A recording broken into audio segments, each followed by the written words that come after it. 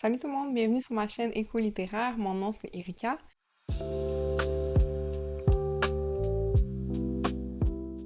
Aujourd'hui, on se rejoint pour une vidéo de ma pile à lire d'automne. Je fais pas une pile à lire à chaque mois parce que je trouve que c'est trop restrictif pour moi.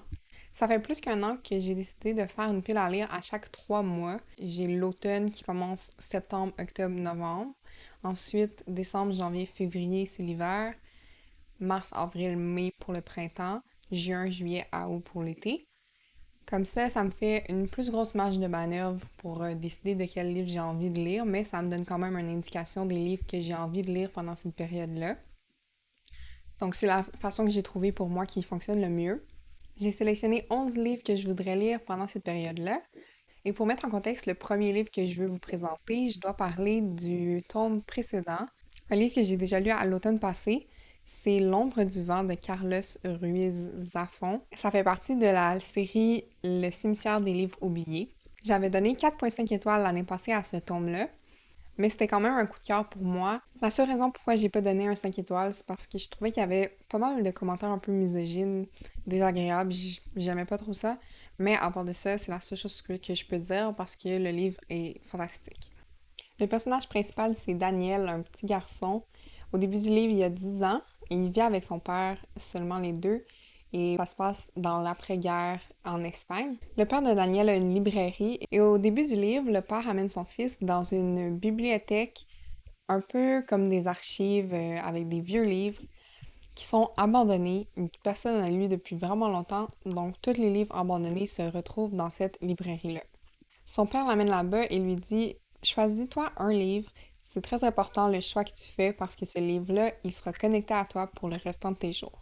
Daniel choisit un livre qui s'appelle L'ombre du vent, écrit par Julian Carax. Après l'avoir lu, il est vraiment obsédé par l'auteur, il veut découvrir d'autres romans qu'il a écrits, mais il se rend compte que le passé de cet auteur-là est quand même mystérieux et c'est impossible de trouver d'autres romans qu'il a écrits. Ils ont tous été brûlés. Daniel se donne comme mission de trouver c'est qui Julian Carax, où il est maintenant, est-ce qu'il est encore en vie, où sont ses romans, pourquoi ils sont brûlés. Pendant ses recherches, il va rencontrer plusieurs personnages qui vont l'aider dans sa mission. Le jeu de l'ange, c'est le tome 2. Le tome 1 finit d'une façon qui nous indique pas qu'il y aurait une suite. Et j'ai entendu des commentaires assez négatifs sur le deuxième roman, mais j'ai tellement aimé le premier que je veux quand même lui laisser une chance. Ça, je me dis que c'est un livre bonus. Je veux le commencer, je veux au moins l'essayer en tout cas. Mais si je l'aime pas, je vais pas me forcer à le lire. Là, c'est un roman de plus que 600 pages. Alors, si j'aime pas, je vais l'abandonner. Je l'ai acheté avant d'entendre les commentaires négatifs. Ça, c'est le premier livre que je voudrais lire pendant l'automne. Et c'est de la fiction historique avec une touche de fantastique. Et si jamais celui-là, je l'aime pas, j'ai choisi une autre fiction historique qui pourrait le remplacer parce que, je sais pas, fiction historique, ça fait automne pour moi, là. Je sais pas si vous êtes d'accord avec moi. J'ai choisi All the Light We Cannot See de Anthony Doerr. J'ai de la misère avec le nom de famille. Ça se passe pendant la Deuxième Guerre mondiale. On suit deux enfants, une petite fille qui vit en France et un garçon qui vit en Allemagne. Ils vont se rencontrer dans une petite ville française au bord de la mer, alors que le petit garçon travaille, lui, pour les nazis, j'ai l'impression. Et la petite fille, elle habitait à Paris, mais elle s'est enfuie dans cette petite ville-là, justement, pour éviter d'être attrapée par les nazis. Et je pense que ça va être une histoire vraiment touchante, puis je trouve que c'est vraiment pertinent en ce moment avec tout ce qui se passe dans le monde de lire à propos de la guerre. Et le dernier livre que j'ai choisi de fiction historique, c'est The 13th Tale de Diane Setterfield. Honnêtement, je suis pas sûre, j'avais l'impression que c'était une fiction historique avec un côté de fantasy, celui-là aussi.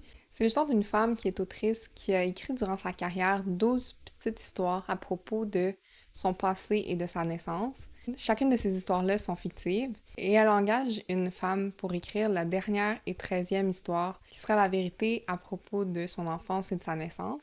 Alors, j'en sais pas beaucoup à propos de ce livre-là, mais ça me rend vraiment curieuse. Et ça dit que c'est un roman gothique aussi, alors je trouve que ça marche vraiment bien avec l'automne et l'Halloween peut-être. J'ai choisi un roman de fantasy pour lire aussi durant l'automne, et ça s'appelle The Ninth Reign de Jen Williams.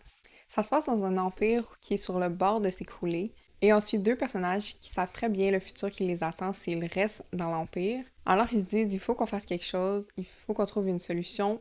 Heureusement, ils font la rencontre d'une exploratrice qui va les engager pour aller trouver des artefacts de l'ancien empire. Mais ils vont faire la rencontre d'une méchante sorcière et aussi j'ai entendu dire qu'il y avait des vampires dans l'histoire. En tout cas, plein de monstres. Et ça dit qu'il y aura une guerre, il y aura de la magie. Ça a l'air d'être une trilogie de fantasy qui est vraiment basée sur l'aventure. Et j'ai entendu tellement de bons commentaires à propos de cette série-là, c'est fou. Et j'aime tellement la fantasy, pourtant j'en ai tellement pas lu beaucoup ces temps-ci. Il faut absolument que je donne une chance à ce roman-là. Je suis sûre que ça va être dans mes cordes. J'ai aussi choisi 3 romans classiques. Le premier, c'est une nouvelle acquisition pour moi, Une chambre à soi de Virginia Woolf. Je vous en avais parlé dans mon plus récent vidéo. Celui-là, c'est un roman féministe. Le sujet, c'est les conséquences de la dépendance que les femmes ont vis-à-vis aux hommes, que ce soit spirituellement ou économiquement. Donc ça s'annonce pour être une petite lecture très intéressante. Le prochain classique que je voudrais lire pendant l'automne, c'est Les Hauts du Hurlevent de Emily Brontë. C'est l'histoire d'une famille fortunée où le père de famille, qui a déjà plusieurs enfants, va décider d'en adopter un nouveau, un garçon qui s'appelle Heathcliff, mais il sera pas très bien accueilli par les autres enfants. Malgré lui, il va tomber amoureux d'une de ses demi-sœurs, Catherine, mais puisque c'est pas réciproque, il va planifier de voler la fortune de la famille et de laisser une malédiction sur la descendance de cette famille-là. Mais je crois qu'elle sera brisée lorsque la fille de Catherine va tomber amoureuse d'un garçon qui n'est pas dans la même classe sociale qu'elle. Le dernier roman classique que je veux lire, c'est Beloved de Toni Morrison. C'est un roman un peu horreur, j'ai l'impression, parce que ça se passe dans une maison hantée. En fait, la personne qui vit dans la maison s'appelle Seth. Et d'après ce que je comprends, Seth a tué sa fille pour pouvoir s'échapper de l'esclavage. Et plusieurs années plus tard, il y a le fantôme de sa fille qui va revenir pour la hanter. J'ai déjà lu L'œil le plus bleu de Toni Morrison et j'ai vraiment aimé ça. Son écriture est juste magnifique. C'est sûr que c'est des sujets qui sont vraiment lourds, mais c'est son roman le plus aimé, j'ai l'impression. Et si on reste dans le thème de l'horreur, j'ai une collection d'histoires de Eric Larocca qui s'appelle The Trees Grew Here Because I Bled There, avec mon anglais un petit peu cassé. Il y a 8 histoires dans ce livre-là, qui est assez court. J'ai entendu que des bons commentaires de cet auteur-là. Il fait partie de la communauté LGBTQ, alors je suis vraiment contente de l'encourager. J'ai acheté ce livre-là à la fin de l'automne passé, mais je voulais absolument le lire pendant l'automne, alors je me suis dit je vais attendre l'année prochaine, tant pis. Mais entre-temps, j'ai entendu dire que l'histoire qui porte le même titre que la collection, elle ressemble beaucoup à une autre courte histoire d'horreur que j'avais lue sur la Kindle qui s'appelle Disseverment. C'est vraiment une histoire folle, vraiment folle, mais que j'ai adoré, 5 étoiles. Mon histoire d'horreur préférée, vraiment. Alors, je suis vraiment intriguée de savoir pourquoi la personne a dit qu'elles sont semblables. Les 3 derniers romans, ça sera des thrillers. Évidemment, le temps de l'Halloween, il faut quelque chose qui est un petit peu spooky. C'est pour ça que j'ai choisi de lire The Girl in 6E de A.R. Torrey. Celui-là aussi, je vous en avais déjà parlé dans ma précédente vidéo parce que je l'ai acheté récemment. Et c'est l'histoire d'une femme qui peut pas sortir de son appartement parce que si elle sort, elle sait déjà qu'elle va tuer quelqu'un. C'est une femme tueur en série. Et les 3 règlements qu'elle s'est donnés, c'est de jamais sortir de son appartement, de laisser personne rentrer dans son appartement et évidemment ne tuer personne.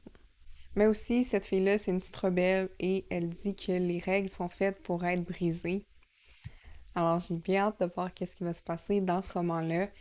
Comme je vous avais dit, les femmes tueurs en série, j'adore ça. J'ai acheté ça parce que j'en voulais plus après avoir lu The Mindfuck Series, où est-ce que c'est un autre femme tueur en série. Et il faut absolument que je lise aussi le nouveau Riley Sager, Middle of the Night. Alors qu'il faisait du camping, lui et son ami, dans sa cour arrière, son ami s'est fait kidnapper pendant le milieu de la nuit et l'histoire n'a jamais été résolue. 30 ans plus tard, il se rend dans cette maison-là et il veut découvrir la vérité sur qu'est-ce qui s'est passé avec son ami, mais il y a des événements étranges qui se passent et on dirait que la maison est hantée par le fantôme de son ami d'enfance. Le dernier livre que je voudrais lire pendant l'automne, c'est The Good Daughter de Karen Slaughter. La personnage principale, c'est Charlotte, une fille qui a vécu une tragédie il y a 28 ans. Il y a eu une attaque qui a été faite sur sa maison d'enfance et sa mère est décédée. 28 ans plus tard, elle est devenue avocate et il y a à nouveau une tragédie qui se passe dans sa petite ville. Et malheureusement, c'est elle qui va découvrir la scène la première. Ça va la forcer à se remémorer l'histoire qui s'était passée dans sa famille et ça va ramener à la surface des vieux secrets. J'espère vraiment que ça va être super spooky. J'espère que ça va me faire trop peur. C'est vraiment l'ambiance que je voudrais. J'ai entendu dire que Karen Slater écrit des romans vraiment dérangeants et traumatisants. Alors c'est vraiment ce que je voudrais trouver dans ce roman-là, surtout pour le temps de l'Halloween. Alors voilà, c'était les 11 livres que j'ai choisi de mettre sur ma pile à lire pour les mois d'automne. J'espère que vous avez pris des petites recommandations là-dedans. Je vous conseille surtout L'ombre du vent de Carlos Ruiz Zafón. Vu que je l'ai déjà lu, ça, je sais de quoi je parle et je le conseille à 100%. Merci d'avoir écouté la vidéo au complet. S'il vous plaît, laissez un petit like. Allez écouter une autre de mes vidéos. On se voit dans la prochaine. Bye!